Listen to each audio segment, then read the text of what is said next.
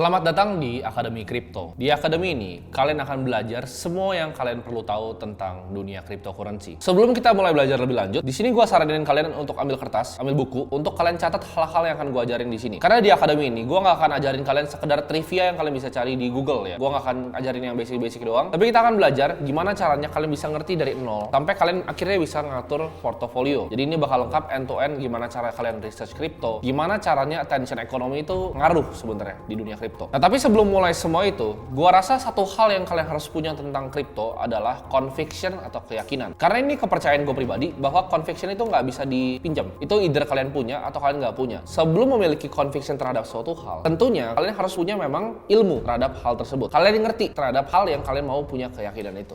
Jadi kita akan mulai dari tesis besar kripto atau the big crypto thesis. Semua yang ada di sini itu berdasarkan pengalaman pribadi gue dan gue akan sharing semuanya ke kalian. Kita sebenarnya di adopsi kripto kita masih sangat awal ya. Mungkin semua orangnya, termasuk kalian dan gue pribadi itu berharap kita beli Bitcoin di harganya waktu itu masih $100 ya, atau $1000. Semua orang bisa berandai-andai. Tapi sebenarnya waktu terbaik untuk mulai itu sekarang, karena kita nggak bisa mulai kemarin. Dan masa depan itu kita tahu bahwa kripto adopsinya akan terus berkembang. Jadi kalau belum mulai, saat paling baik untuk mulai di dunia kripto adalah sekarang. Nah, kita tahu layaknya semua inovasi pastinya ada penerimaan dan penolakan. Ini kata-kata dari Thomas Kuhn, itu yang bikin buku The Scientific Revolution, di mana adopsi S-curve dari sebuah teknologi itu cepat dan unik. Jadi kayak misalnya penemuan roda ya, atau bahkan penemuan pesawat. Nah, kita lihat waktu itu, sebelum tahun 1903, sebelum Wright bersaudara itu bikin pesawat, semua orang banyak yang bikin pesawat dengan metode yang aneh-aneh. Ada yang bikin coba kayak burung, terus gagal. Ada yang jatuh, banyak yang meninggal. Leonardo da Vinci pun pernah gambar seperti helikopter, seperti pesawat. Tapi kalau misalnya sebelum diciptakan 1903 pesawat, orang tuh dikira gila untuk yang mencoba untuk terbang, untuk mencoba bikin pesawat. Tapi seperti kita tahu ya, ini indahnya dari revolusi inovasi. Begitu 1903 pesawat dibikin, 1969 kita udah sampai di bulan. Jadi manusia tuh adopsi teknologi super cepat. Ini penemuan cryptocurrency menurut gue mirip seperti penemuan pesawat, penemuan roda, bahkan penemuan api. Menurut gue, waktu paling tepat untuk kita berinvestasi di sebuah inovasi itu di saat kayak gini.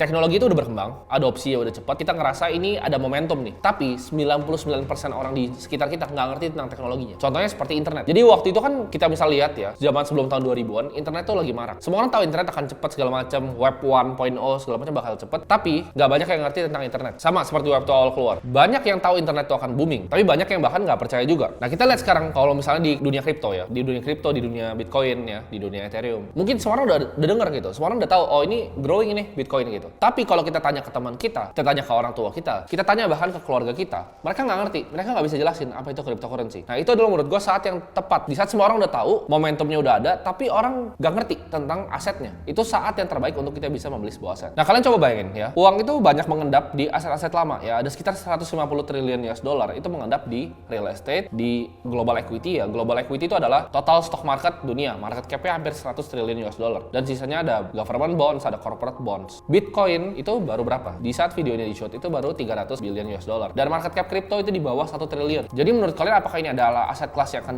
terus growing atau tidak? Nah, sekarang gini, gue kasih kalian gambaran ini. Kalau misalnya kalian itu adalah sebuah pengusaha ya, kita kasih coba contoh negara Argentina. Di saat waktu 2003, peso itu harganya $3. Sekarang itu peso harganya 150. Jadi devaluasi 50 kali ke bawah. Sekarang gue tanya kalian, kalau lu jadi pengusaha di Argentina, ini balik waktu ya. Jadi pengusaha di Argentina waktu tahun 2003. Kalian misalnya bikin toko roti lah, jualan roti gitu. Dapat untung, apa yang kalian akan lakukan? Kalau kalian udah tahu nih, kedepannya uang kalian bakal devaluasi 50 kali terhadap US dollar. Yang kalian akan lakukan adalah, kalian ambil profit dari jualan roti itu, kalian nggak bakal investasiin di bahkan saham Argentina. Kenapa? Karena saham perusahaan Argentina itu ngeluarin peso lagi. Tapi kalian akan ambil peso kalian yang kalian dapat dari jualan roti, dan kalian akan tukar ke stronger currency, atau currency yang lebih kuat yaitu di US dollar. Kalau kalian lakuin itu di Argentina, kalian super kaya. Karena currency kalian devaluasi 50 kali ke bawah, sedangkan uang kalian naik 50 kali ke atas. Karena kalian belinya US dollar. Jadi pas 3 peso, sekarang udah 150. Jadi waktu peso itu $3, sekarang $150. Tapi kan kita tahu, kita nggak bisa datang dari masa depan. Nah, sekarang kita lihat, tadi kan peso sama US dollar. Kalau kita lihat US dollar sama Bitcoin, itu terjadi hal yang sama. Tahun 2011 berapa? Berapa antara dolar dan Bitcoin? Berapa? $100? $10? Sekarang berapa? Di saat bear market aja, di saat semua orang kebakaran, itu harganya $16.000. Jadi dolar itu devaluasi berapa ratus ribu kali terhadap Bitcoin selama 1 dekade terakhir.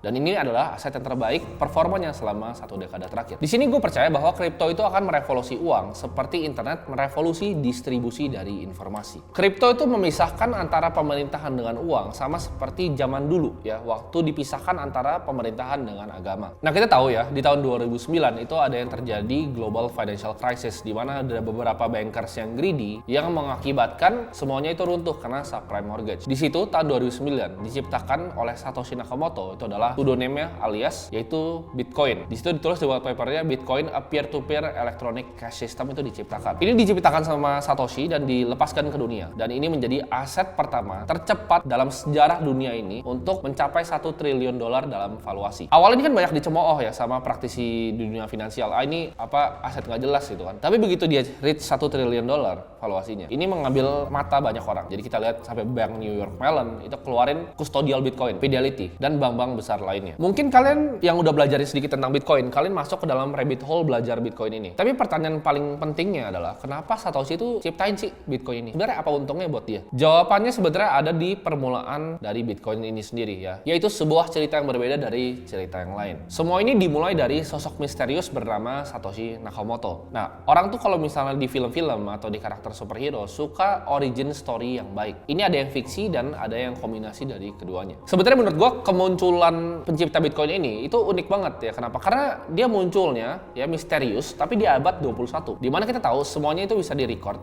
semuanya bisa diverifikasi, semuanya bisa dicari dan bisa diinvestigasi. Semuanya terbuka. Tapi kenapa nggak ada satupun yang bisa tahu siapa Satoshi ini di abad yang super terbuka? Kita nggak pernah dengar suaranya, kita nggak pernah lihat mukanya, karena Satoshi itu bukan siapapun, bisa satu orang, bisa sekelompok orang. Karena Satoshi itu bukanlah orang, melainkan sebuah online persona. Manusia atau kelompok asli di balik Satoshi ini berhasil menyembunyikan identitasnya layaknya superhero di komik-komik. Nggak ada yang pernah minta dia untuk muncul, nggak ada yang pernah minta dia untuk ciptain cryptocurrency pertama yaitu Bitcoin, tapi dia muncul memberikan hadiah Bitcoin ini kepada ras manusia. Muncul dari antah berantah untuk membawa ciptaannya yang bernama Bitcoin. Dia menjelaskan ya, di dalam namanya white papernya itu 12 lembar yang mengubah dunia, yaitu Bitcoin a peer-to-peer electronic cash system. Di situ dia menyelesaikan sebuah masalah yang nggak pernah bisa diselesaikan sama mathematician di seluruh dunia, yaitu Byzantine General Problem. Maksudnya apa? Kalau misalnya kita ibaratnya punya kastil, kita diserang dari 4 sisi, dari sisi A, B, C, dan D. Itu nggak mungkin tanpa centralized ya. Orang bisa serang kastilnya dalam saat yang bersamaan. Misalnya kita serang dari sisi yang berbeda nih. Yang A nyerang. A nggak tahu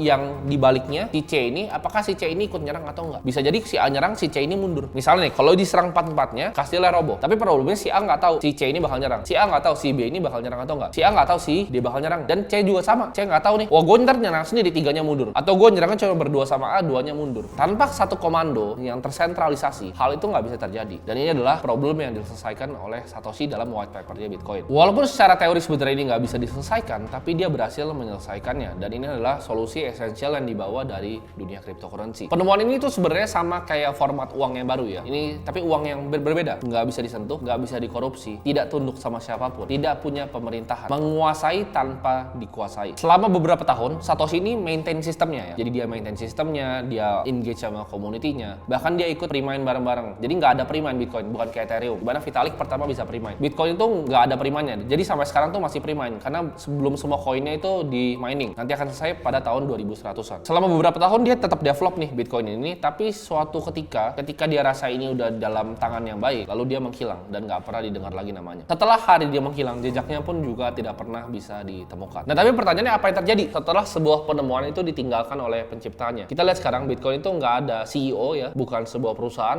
bukan sebuah entitas, tapi nggak pernah bisa dimatikan. Udah dicoba sama berbagai macam negara untuk shutdown Bitcoin, India, Cina, nggak ada yang berhasil. Ini bagaikan ibaratnya kebakaran hutan ya, tapi di cyberspace. Jadi udah menyebar dan ini apinya udah nggak bisa dipadamkan. Tanpa pemimpin, tanpa karyawan, tanpa developer, dia bisa jalan sendiri. Fundamental dari sistemnya itu nggak pernah bisa diganti selama 1 dekade terakhir. Ciptaan yang bisa berjalan sendiri tanpa ada orang yang bisa shutdown atau pemerintahan manapun. Desainnya sendiri cukup unik di mana dia bisa self-sustaining atau running selama ribuan sampai bahkan nggak tahu berapa tahun pun Bitcoin akan still stay. Karena rules dari operasinya sendiri itu berdasarkan aturan dari batasan fisika dan juga matematika. Intrinsic value-nya itu berdasarkan energi yang digunakan untuk menciptakan satu koin. Tapi dengan justru kepergiannya Satoshi, beliau itu meninggalkan suatu harta yang amat besar, yaitu 1 juta koin yang waktu itu beliau mining bareng-bareng sama adopter awal dari Bitcoin. Nah, tapi pertanyaannya mungkin banyak yang bingung. Dia kan bikin ciptaan yang suatu hebat ini kan. Itu mencapai $1 triliun dalam valuasi. Kita lihat ilmuwan atau penemu lainnya, kayak Thomas Alva Edison. Itu jadi sangat kaya jualan lampu.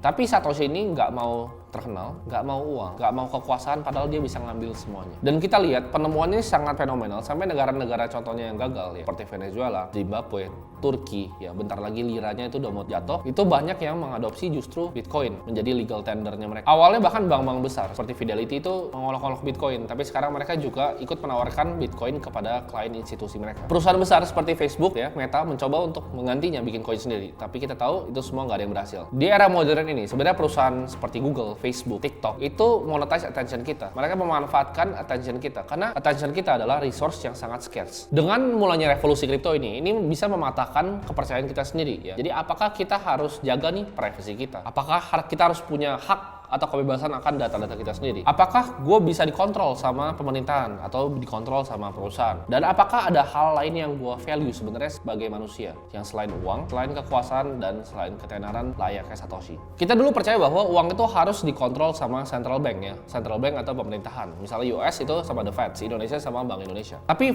format ini udah dipatahkan oleh Satoshi, di mana dia menciptakan suatu format uang ya yang bisa bernafas, bisa hidup tanpa kontrol dari suatu entitas. Satoshi itu memberikan Bitcoin ke Indonesia, meninggalkan 1 juta dari Bitcoinnya. Itu sebagai apa? Menurut gue ini adalah sebagai mercusuar ya, sebagai monumen abadi terhadap umat manusia untuk menunjukkan sesuatu yang tidak pernah bisa dicapai sebelumnya itu bisa dicapai. Adanya kripto ini menjadi harapan besar untuk mereka yang ingin lebih tahu banyak dan ingin belajar. Dan perjalanan belajar kripto kalian itu mulai dari sini.